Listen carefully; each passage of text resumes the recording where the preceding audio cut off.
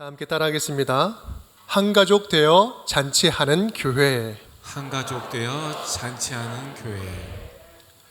5월이 시작되었습니다. 5월은 가족의 달입니다. 5월은 그동안 당연하게 여기고 소홀히 여겼던 가족들을 돌보고 가족의 소중함을 나누는 한 달이기에 늘 5월을 지날 때면 마음에 진한 여운과 감동과 또 때로는 죄송함과 또한 새로운 다짐을 하고는 합니다. 이번 5월은 우리 운정의 온 가정들 안에서 다시 한번 사랑이 온전히 회복되는 축제의 시간이 될 수 있기를 간절히 바랍니다. 아울러 우리 운정교회도 더욱 예수 안에서 한가족 공동체임을 기억하면서 매일 주님과 잔치하는 5월 한 달이 될 수 있기를 간절히 소망해 봅니다. 초대교회의 가장 대표적인 특징도 모든 교회들, 모든 성도들이 믿음 안에서 한 가족이라는 정체성을 가졌다라는 점도 초대교회에 있어서 가장 큰 특징 가운데 하나입니다. 오늘은 그 이야기를 좀 해보려 합니다. 안디옥에 믿는 자들이 이제 많아지고 오래지 않아서 새로운 영적인 분위기가 그 지역을 감싸 안게 됩니다. 이들의 믿음의 이야기는 감출래야 감출 수가 없었습니다. 그리고 이러한 안디옥의 소문이 유대인에게는 얼마나 이례적이고 충격적인 사건이었는지 얼마 지나지 않아서 예루살렘 교회가 이 소문을 들었다라는 그 사실을 보면서 우리는 알 수 있지요. 22절은 이렇게 이야기합니다. 예루살렘 교회가 이 사람들의 소문을 듣고 바나바를 안디옥까지 보내니, 이 소문을 듣고 사람을 파견하게 되지요. 급하게 파견합니다. 왜 사람을 파견합니까? 확인하기 위한 것이었죠. 뭔가 심상치 않은 영적인 분위기를 느꼈기 때문에 그렇습니다. 11장 말씀, 오늘 말씀의 본문 바로 이전의 사건을 보면 우리는 잘 알 수 있죠. 베드로가 이방인인 고넬료 가족을 회심시키는 사건이 이 앞에 바로 등장을 하고 있습니다. 또한 이렇게 이방인이 구원받는 이 사건에 대해서 이것이 어떻게 이런 일이 일어났는지 예루살렘 교회에 가서 베드로가 확인받는 작업이 일어나게 돼요. 안디옥에서 일이 일어나기 직전에 예루살렘 교회도 이 지금 이방인에게 복음이 전해지는 이 사실을 충격적으로 받아들이기 시작한 것이죠. 18절 말씀, 그래서 바로 18절 말씀에 이렇게 이야기합니다. 그러면 하나님께서 이방인에게도 생명 얻는 기회를 주셨도다. 이방인에게도 생명 얻는 기회를 주셨구나. 이 사실을 깨달아가기 시작하는 거예요. 이방인에게도 복음이 전해지는 그 현장, 그런 현장에는 도대체 그러면 어떤 일이 일어나고 있을까? 이렇게 이방인이 구원받는 이런 모습을 예루살렘 교회, 우리 정통교회는 어떻게 받아들일 수 있을까? 그래서 사람을 보냈는데요. 누구를 보냅니까? 여기서 왜 보냈는지보다 누구를 보냈는지가 더 중요한데요. 그 보낸 사람이 바로 바나바였습니다. 바나바라는 인물이었죠. 사도행전은요, 크게 보면 두 부분으로 나눌 수 있습니다. 전반부와 후반부가 있는데 두 인물을 중심으로 나누기도 합니다. 전반부는요, 1장부터 11장까지는 베드로라는 인물이 중심 인물로 등장을 합니다. 그리고 12장부터 마지막 끝에까지는 우리가 잘 알듯이 사도 바울이 두 인물이죠. 베드로와 바울로 사도행전은 구성이 되어 있습니다. 그런데요, 이 두 인물 사이에 아주 긴밀하게 연결고리 역할을 하는 인물이 등장하는데 그 사람이 바로 누구다? 바나바다. 바나바가 이 두 교회를 연결시키고 두 사람을 연결시키고 있는 거예요. 하나님은 예수 그리스도의 복음이 세계 방방곡곡으로 확장되는 이 역사적인 순간에 이 바나바라는 인물을 사용해서 예루살렘 교회의 정통성 위에 새로운 선교적 교회의 기초를 세워가십니다. 바나바는 어떻게 보면 성경에서 이 베드로, 사도 바울 굉장히 유명한 두 사람, 이 두 사람보다는 조금 덜 알려진 사람인 것처럼 보여도요, 달리 보면 초대교회를 가장 대표하는 중심 인물이라 해도 과언이 아닌 사람입니다. 오늘 본문도 그렇습니다. 역사적인 서술을 쭉 해나가다가 갑자기 인물 소개를 합니다. 24절이죠. 바나바는 착한 사람이요 성령과 믿음이 충만한 사람이라 이에 큰 무리가 죽게 더하여지더라. 이 교회 이야기를 하다가 갑자기 바나바는 사람 소개를 하고 있어요. 이것은 매우 독특하고 의미 있는 기술입니다. 이것은요, 이 바나바는 예루살렘 교회와 안디옥 교회가 하나로 연결되어 있는 하나의 교회임을 상징하는 인물, 그 인물이다라는 것을 강조하는 의미가 있는 거예요. 두 교회는요, 지역도 다르고 성도들의 출신 성분도 다르고 도시의 역사도 다르고 문화 배경도 다 완전히 다릅니다. 오히려 공통점 찾기가 힘든 도시였어요. 힘든 예루살렘과 안디옥이 있습니다. 그 공통점 찾기 힘든 두 교회였지만 이 두 교회는 예수 그리스도 안에서 한 가족 교회다, 한 가족 교회다라는 사실을 인증하는 증인으로 바나바로 삼고 있는 것이죠. 바나바가 처음 등장한 것은요, 사도행전 4장으로 거슬러 올라가면 예루살렘 교회를 설명하다가 바나바 소개를 잠깐 합니다. 우리 36절 37절 말씀이죠. 함께 읽어볼까요? 구브로에서 난 레위족 사람이 있으니 이름은 요셉이라 사도들이 일컬어 바나바라 번역하면 위로의 아들이라 하니 그가 밭이 있음에 팔아 그 값을 가지고 사도들의 발 앞에 두니라. 아멘. 구브로 출신의 레위인이다. 레위인 정통 사람이었죠. 본명은 요셉인데 별명이 바나바였어요. 그 바나바라는 뜻은 위로의 사람, 위로자라는 뜻이죠. 얼마나 당시 사람들에게 사람들을 사랑과 위로의 영향력이 컸는지 사람이 바나바로 불려집니다. 본명 대신에 별명이 본명처럼 이름으로 불려진 사람이었죠. 그 바나바는요, 또한 말로만 사람을 위로하고 격려한 것이 아니라 실제 삶으로도 모범을 보이고 도와줬습니다. 그런 자기 밭을 팔아서 성도들의 필요에 따라서 다 나눠주게 되죠. 이 바나바로 대표되는 초대교회 성도들의 모습은요, 우리가 조금 더 앞으로 거슬러 올라가면 2장에 보면 또 좀 더 설명이 되어 있습니다. 44절에서 46절이죠. 함께 읽어보겠습니다. 믿는 사람이 다 함께 있어 모든 물건을 서로 통용하고 또 재산과 소유를 팔아 각 사람의 필요를 따라 나눠주며 날마다 마음을 같이하여 성전에 모이기를 힘쓰고 집에서 떡을 떼며 기쁨과 순전한 마음으로 음식을 먹고 날마다 함께 모이고 날마다 함께 모여서 예배하고 함께 먹고 또 서로 함께 실제 삶에 필요한 것들을 채워주고 나눠줍니다. 이게 전에는 볼 수 없었던 영적인 유대감이 형성이 되고 피부치보다 더 가까운 새로운 영적인 가족 공동체가 형성되는 모습을 보여주고 있는 것이지요. 안디옥 교회의 시작이 이 바나바라는 인물, 이 지도자로 시작한다는 것은요, 아주 굉장한 의미 있는 일입니다. 왜냐하면 바나바는 흩어진 교회, 모든 교회 공동체들이 서로 몸은 떨어져 있다 할지라도 영적인 가족성을 공유한다라는 사실을 입증하는 인물이기 때문에 그렇습니다. 저는 개인적으로 바나바라는 인물을 개인적으로 좋아하기도 하지만 이번 설교를 준비하면서 다시 한번 그런 마음의 소망이 막 생기는 거예요. 바나바처럼 쓰임받는 목사, 바나바처럼 쓰임받는 사람이 되었으면 좋겠다라는 소망이죠. 강력한 카리스마로 나를 따르라 사람들 앞에 막 드러나는 그러한 사람보다는 가는 곳마다 공동체가 살아나고 만나는 사람마다 다시 한번 위로를 얻고 힘을 얻고 분열되었던 곳에 평화를 가져오고 함께 있으면 행복하고 또 모두가 화합하고 연합하여서 한 가족성을 누리게 할 줄 아는 공동체를 세우는 사람, 공동체를 세울 줄 아는 사람, 그런 사람이 되고 싶다라는 그런 소망이 생깁니다. 어쩌면 지금처럼 공동체가 힘을 잃어가는 이때 바나바와 같은 사람이 더 많이 필요한 것은 아닐까요? 간절히 소망하기로는 우리 운정교회 성도님들도 이러한 바나바의 영성을 가슴에 품고 공동체를 함께 세워나가는 영적인 가족들이 다 될 수 있기를 간절히 바랍니다. 바나바의 방문으로 이제 안디옥 교회는 본격적으로 교회가 세워지기 시작합니다. 그런데 이 예루살렘 교회와 안디옥 교회는 할 수 있는 것도 달랐고 역할도 완전히 달랐습니다. 예루살렘 교회가 유대인을 기반으로 그 예전적인 전통 속에서 유지되는 교회였다면 안디옥 교회는요, 다양한 문화를 배경으로 이방인 선교의 역할, 선교의 거점지가 되는 역할을 감당했습니다. 선교학에서는요, 이를테면 이 구심적인 선교와 원심적인 선교라는 말을 합니다. 이것을 좀 쉽게 표현하려면 이 돌멩이에 줄을 매달고 이렇게 돌리면 팽팽하게 이렇게 막 돌잖아요. 거기에는 두 힘이 존재하는 거 아십니까?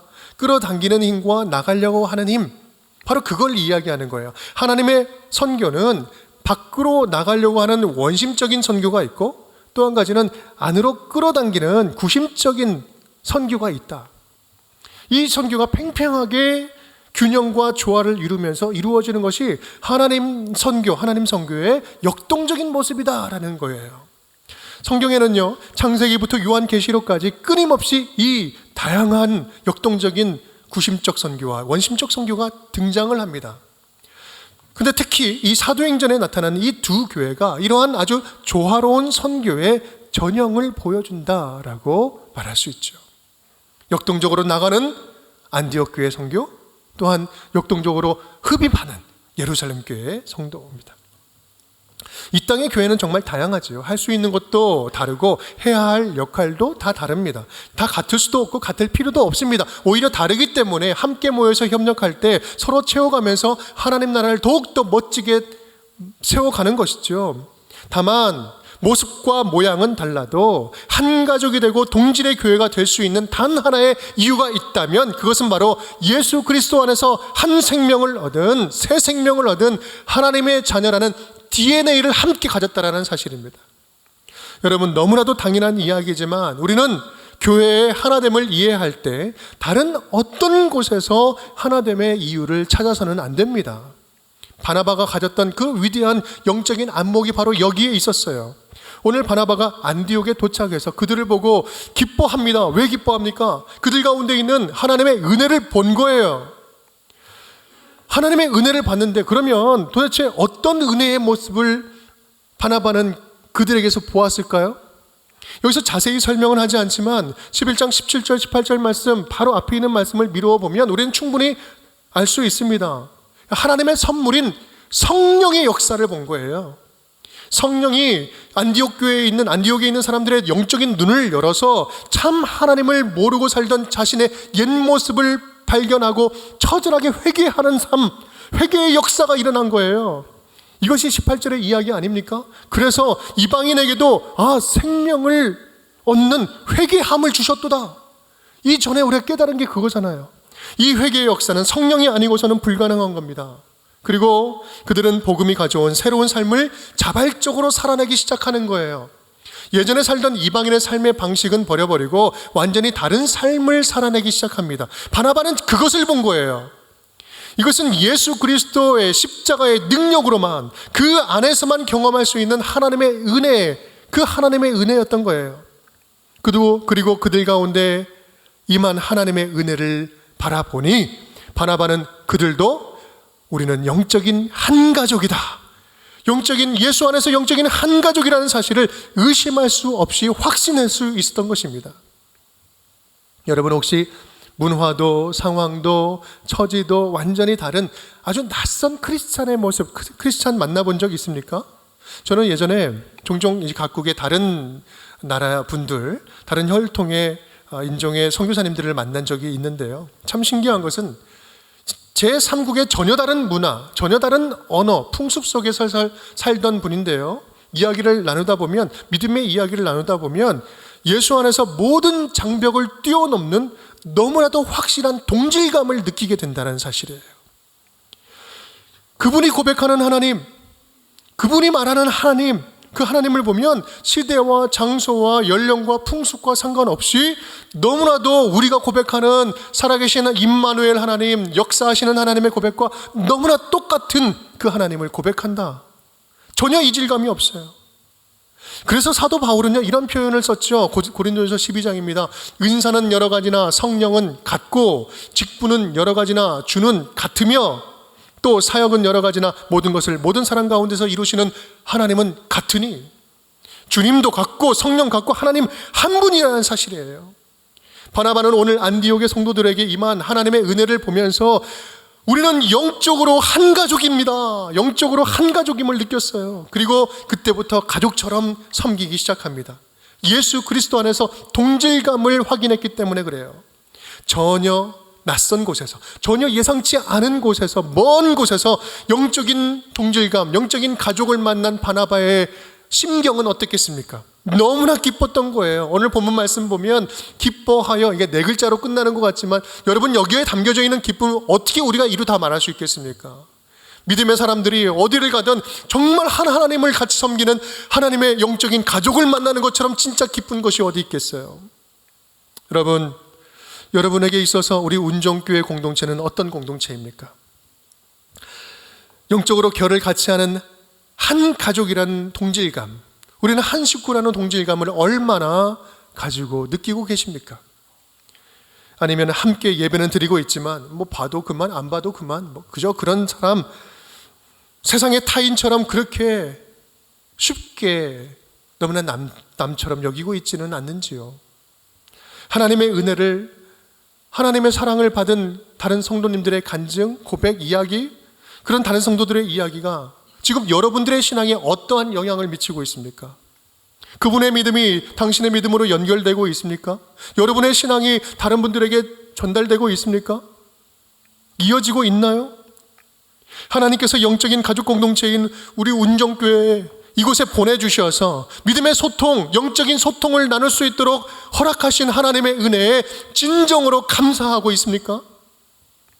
바라기는 오늘 영적인 가족을 만나서 기뻐했던 바나바처럼 한 가족처럼 서로 소중히 여기는 믿음의 교회, 믿음의 우리 운정교회 공동체가 될 수 있기를 간절히 바랍니다. 우리 하나님을 기쁘시게 하는 것은요, 멀리 있는 게 아니에요. 하나님이 우리로 하나로 묶어주신 이 가족 공동체를 아끼고 존중하면서 사랑하는 것이 우리를 하나 되게 하신 주님을 가장 기쁘시게 하는 일인 줄 믿습니다. 바나바는 이제 그들에게 사랑으로 권면을 합니다. 23절 말씀 우리 함께 읽겠습니다. 그가 이르러 하나님의 은혜를 보고 기뻐하여 모든 사람에게 굳건한 마음으로 주와 함께 머물러 있으라 권하니. 아멘. 모든 사람에게 굳건한 마음으로 주와 함께 머물러 있으라. 바나바는 새롭게 태어나는 이방인 성도들을 보고 기뻐했습니다. 그런데요, 바나바는 동시에 이제 예수 그리스도를 믿기 시작한 그들에게 영적으로 안전하게 자랄 수 있는 안정적인 공동체가 필요하다는 사실 또한 느꼈습니다. 왜 그랬을까요? 영적으로 뭔가 부흥하고 성장하려고 할 때 사단도 동시에 방해가 아주 사단의 방해도 극심해지기 때문에 그렇습니다. 그래서 바나바는 강력하게 권면을 하죠. 주와 함께 머물러 있으라. 주와 함께 머물러 있으라. 여기서 머물다라는 말은요, 요한복음 15장 말씀 보면 내가 네 안에 거하고 네가 내 안에 거하다. 그래서 거하다라는 표현 기억나십니까?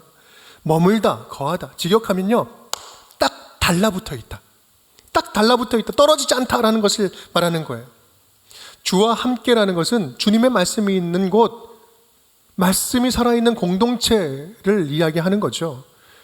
즉 주와 함께 머물러 있으라라는 이 말은요, 하나님의 말씀이 계속해서 선포되는 공동체, 말씀이 살아있는 공동체, 영적인 가족 공동체에서 절대로 떨어지지 말고 딱 달라붙어 있으라라는 말씀이에요.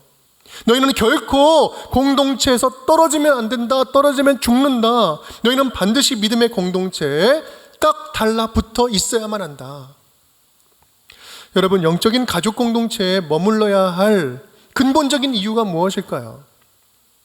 첫 번째는요, 두 가지를 말씀드릴 텐데, 첫 번째는 우리의 신앙은요, 신앙의 그 공동체 안에 속하지 않으면 절대로 신앙은 건강할 수도 없고 성장할 수도 없습니다.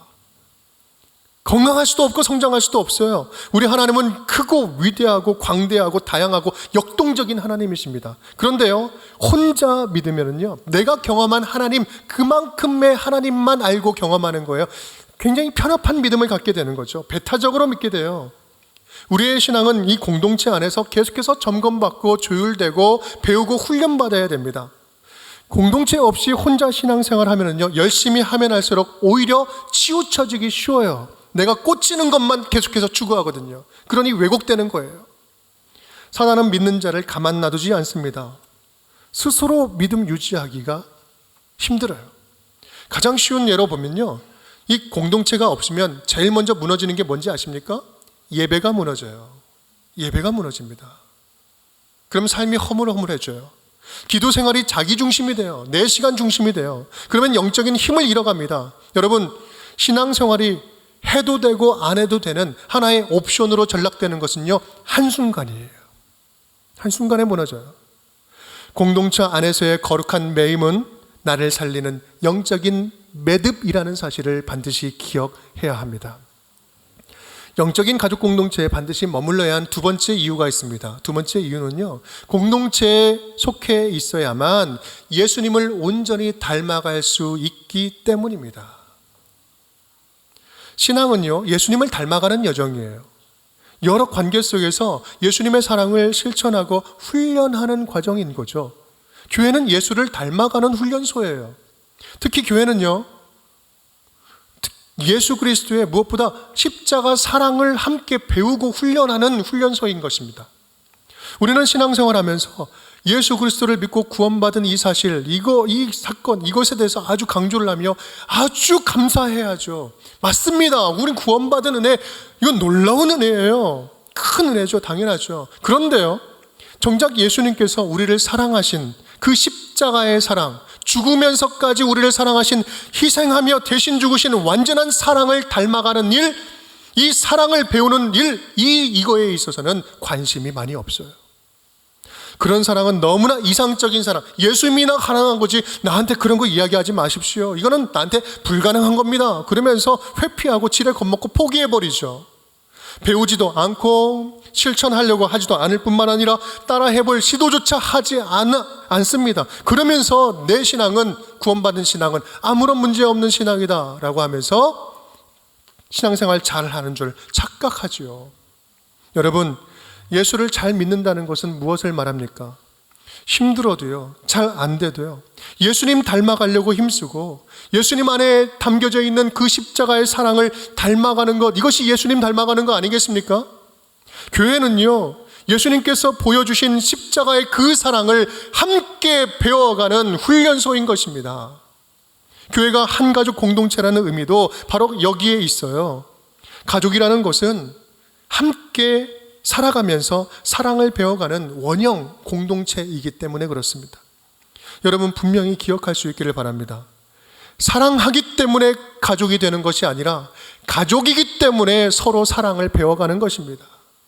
하나님이 허락하신, 붙여주신 이 영적인 가족이기 때문에 부족하고 연약하지만 다르지만, 생각은 다르지만 함께 사랑을 배워가는 거예요. 그것이 공동체인 겁니다. 가족 안에는요, 성숙한 어른과 아주 어린 아이, 미성숙한 아이도 함께 살아갑니다. 90세 되신 할아버지도 있고 갓 태어난 손녀도 있어요. 믿음의 어른도 있고 이제 갓 막 태어난 아이도 있죠.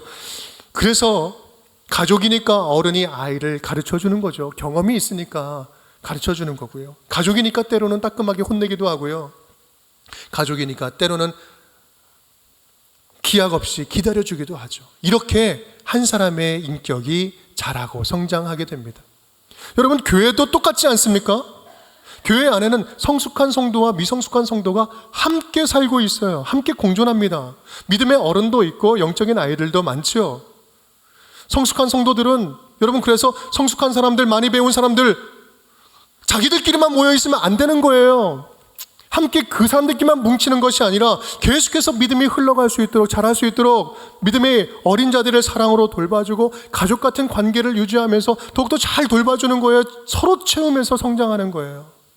그렇게 예수님 닮은 사람들이 각각 있는 자리에서 조금씩 성장하고 자라는 거죠. 여러분, 교회에서 그런 사랑을 배우지 않으면 어디서 그런 사랑을 배우겠습니까? 이것이 반드시 우리가 믿음의 공동체 안에 거해야만 하는, 믿음의 공동체 안에 있어야만 하는 이유인 것입니다. 안디옥 교회가 보여주는 모습도 그렇습니다. 비록 영적인 황무지와 같은 세상 속에서 지금 살고 있다 할지라도 그들이 끝까지 믿음을 포기하지 않고 오히려 역동적인 교회를 더 계속해서 세워갈 수 있었던 이유도 그들에게는 함께 죽고 함께 사는 영적인 가족 공동체가 있었기 때문입니다. 우리 교회가 분립 개척이라는 낯선 길을 가기로 결정하고 두렵고 떨리지만 그래도 가열차게 이제 시작해서 달릴 수 있는 이유도 우리가 한 가족이라는 생각으로 서로 격려하고 서로 지지하고 함께 기도하고 있기 때문 아니겠습니까? 저에게는 누님이 두 분이 계십니다. 네, 첫 번째 누님, 그 남편 매형이죠. 네, 매형도 목사님이세요. 지금도 생각하면 재미있는 기억들이 좀 있습니다. 시골 교회를 좀 섬기고 있는데, 시골 교회를 섬기는 누님 댁에 이제 오랜만에 가끔 가다 보면 왠지 낯익은 물건들이 참 많이 있어요. 예전에 쓰던 것들, 저거 아버지 건데 막 그런 거 있잖아요. 어떤 건 말하고 가져가고 어떤 건 말 않고 가져가고 그렇게 하나둘씩 막 챙겨간 것들이 좀 이렇게 있는 거예요. 시골 교회를 섬기면서 얼마나 힘들었으면 그럴까라는 생각이 들기도 하고요. 부모님은 다 알면서도 모른 척 하시고, 또 언제부턴가는 집에 필요한 거 있으면 그 집 것까지 2개 사가지고 보내주고 이제 이런 일을 하셨죠. 그것도 이제 좀 지난 일이긴 하지만요. 여러분, 이게 가족의 마음 아니겠습니까? 가족이기 때문에 가족 안에서는 각자의 소유를 주장하는 것이 아니라 함께 공유할 것을 생각하고 여유를 갖는 거죠. 더 챙겨주고자 하는 부모의 마음, 그리고 빚진 은혜에 더 갚으려고 하는 자식의 마음, 이러한 마음들이 어우러져 있는 것, 이것이 정말 소중한 가족의 모습 아니겠습니까? 저도 말씀을 준비하면서 우리 집에 있는 물건들을 이렇게 주변을 둘러보니까 우리 처가댁에서 온 게 참 많더라고요. 장인어른 보시던 책도 좀 있고, 찻잔도 있고, 화장품, 가구들 막 있고. 여러분, 우리가 많이 있으나 없으나, 많으나 적으나 가족이 있으니까 우리가 든든한 마음을 가질 수 있는 거 아니겠습니까? 사랑하는 여러분, 우리 운정교회가 여러분에게 그러한 영적인 가족 공동체가 되었으면 좋겠습니다. 언제나 든든한 마음, 내가 있으나 없으나 가지나 없으나 든든하게 나에게는 가족이 있다. 지금보다 좀 더 가족 같은 친밀함, 가족 같은 편안함, 가족 같은 유대감으로 함께 믿음이 성장해 나가는 가족 같은 공동체가 될 수 있기를 간절히 바랍니다. 여러분, 지금 여러분이 속해 있는 목장 한번 생각해 보십시오. 그리고 속해 있는 여러 기관들, 공동체를 한번, 그룹을 한번 생각해 보세요. 지금보다 조금 더 나의 웃는 모습이, 나의 친절한 돌봄이 우리를 더욱더 생동감 있게 하는 믿음의 모습은 아닐까요? 또한 아울러서 우리가 하는 분립개척이 한 가족으로서 함께 감당하는 일이 되었으면 좋겠습니다. 한 가족이니까 기꺼이 조건 없이 나눌 수 있고요. 한 가족이니까 조건 없이 지지해 주는 거예요. 한 가족이니까 서로 조건 없이 부족한 부분이 보이면 자발적으로 챙겨주는 거예요. 채워주는 거예요. 여러분, 오늘 예루살렘 교회와 안디옥 교회를 한번 보십시오. 오늘 읽지는 않았지만 이 뒤에 나오는 본문인데 29절 말씀을 보면 전세가 역전이 됩니다. 누가 누구를 도와줘요? 안디옥 교회가 흉년된 예루살렘을 위해서 부조금을 모아서 보내줘요. 여러분, 거룩한 빛 예한교회도 그렇고요, 풀향기 교회도 마찬가지입니다. 저는 우리 자매교회들이 우리 운정교회만큼이나, 아니 더 듬직한 교회가 되어서 우리 교회에 부족한 걸 채워줄 줄 믿습니다. 이것이 한 가족이니까 너무나 편안하게 이야기할 수 있고 사심없이 주고받고 서로 채워주는 모습, 가족의 모습 아니겠습니까? 오늘은 말씀을 마치면서 이 분립에 관하여서 좀 재정에 대한 이야기를 드리면서 마치려고 합니다. 예한교회, 거룩한 빛 예한교회 분립에 대한 전체 재정 비용은요, 우리 10억 원으로 정했습니다. 사실 분립 자금은 2019년도 12월 우리 운정교회 예산이 0원일 때가 있었는데, 그때 제일 처음 시작하던 그때부터 첫 달부터 적립금으로 모았습니다. 올해까지 4년간 7억 9천만 원이 모여졌습니다. 올해 안에 제 9억 원을 분립교회가 사용하도록 내어드리고 집행하도록 드리고요, 1억 원은 2년간의 목사님 사례비로 드릴 것입니다. 여러분, 이 10억이라는 금액은요, 많다면 정말 많은 금액이고요, 또 부족하다고 생각하면 정말 부족한 금액이에요. 그런데요, 중요한 것은 돈으로 분립한다는 게 아니라는 거예요. 돈으로 분립하는 게 아니라는 것입니다. 운정교회가 지금까지 4년 반 동안 세워지는 만큼 우리 거룩한 빛 예한교회도 함께 세워져 왔습니다. 함께 4년 반 동안 함께 세워져 온 거예요. 분립은 재정으로 하는 것이 아니라 하나님 나라의 사명과 이 개척 정신, 이 스피릿으로 하는 것입니다. 그래서 운정교회 분립이 의미가 있는 거예요. 갑자기 뚝딱하고 그냥 기분이 나서 하는 것이 결코 아니라는 말씀입니다. 여러분 진심으로 부탁드립니다. 분립하는 이 예산이 많다고 또는 적다고 절대로 남일 이야기하듯이 말하지 마십시오. 우리 하나님께서는요, 지금까지 필요한 만큼 주님께서 채워주셨고 앞으로 필요한 것 얼마든지 주님께서 채워주실 줄을 믿습니다. 하나님께서 채워주셔서 운정교회가 올 수 있었고, 하나님께서 역사하시고 마음 먹으시니 거룩한 미기양교회가 탄생할 수 있는 것이고요, 하나님이 채우시고 하나님이 이끌어 가시는 거예요. 그래서 우리는요, 많고 적고는 우리가 걱정할 일이 아니에요. 1,000만원이 모여있으면 1,000만원 가지고도 하나님께서는 교회를 세우실 것입니다. 다만 중요한 것은 이 분립이 우리 모두에게 남일이 아니라 내 가족의 일이라, 내 가족인 일이라는 말씀입니다. 한 가족이 된 마음으로 분립에 함께 참여할 때 하나님이 우리에게 허락하신 우리 교회를 세우는 기쁨, 놀라운 기쁨을 우리에게 허락해 주실 줄을 믿습니다. 운정교회에서 한 가족 되게 하신 주님께 감사를 드리면서 가족처럼 더욱 친밀하게 사랑하고 또 가족 같은 마음으로 분립에 다 함께 참여하는 우리 운정의 모든 가족 식구들이 될 수 있기를 주님의 이름으로 축원드립니다.